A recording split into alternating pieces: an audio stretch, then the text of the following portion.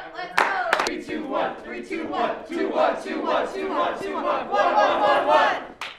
The Storycatchers meet several times a week. Monday, Wednesday, and Sunday. And for like 2 hours, 3 hours, we just practice. We do warm-ups to get to know each other. And go ahead and bend over to the side. Give something nice.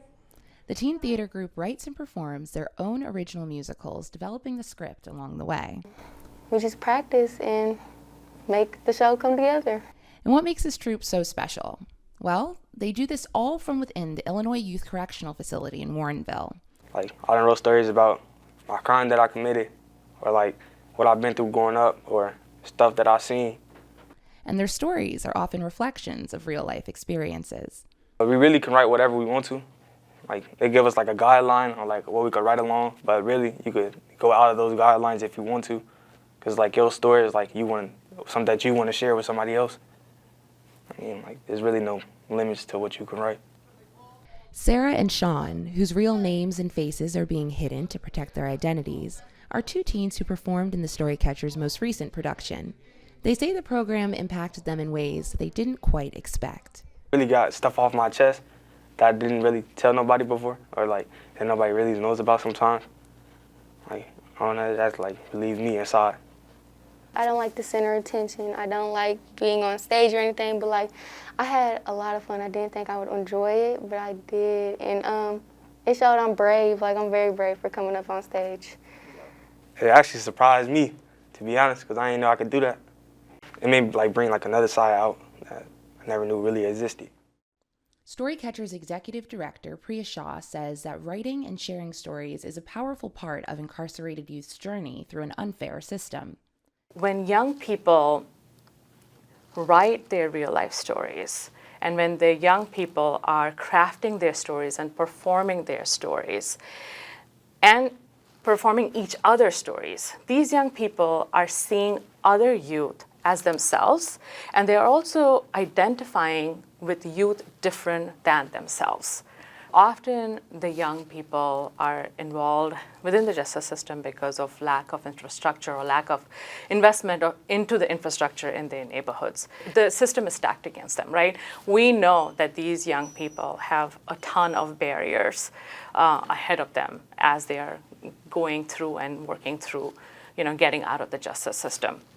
So it's really important for them to build those skills, they build that agency and skill sets, and to see themselves as strong, resilient people as they go through that journey, and even when they're getting out of the justice system back into the communities to pursue productive futures. And that is why the power of arts is so important. Oftentimes these stories are really important and they haven't been heard, and they need to be heard. And these young people get the platforms to advocate for themselves in front of policymakers, legislators, and really make that change in hearts and minds. Storycatchers partners with government agencies, like the Illinois Department of Juvenile Justice, to change the way that young people are seen within the system. I think raising up the voices of the young people in the program and reaching a wider audience with those stories really helps to change the narrative about who the kids involved in the juvenile justice system are. Director of the Illinois Department for Juvenile Justice, Heidi Muller, says that this partnership has led to tangible policy changes and necessary shifts in perspective. When we, read the newspaper and we see in the media what the narrative is around kids who are in the system, Storycatchers is a really critical component to just helping people understand who these kids are and what they need to grow and thrive, that they have hopes, that they have dreams, just like any kid. The program also operates in the community.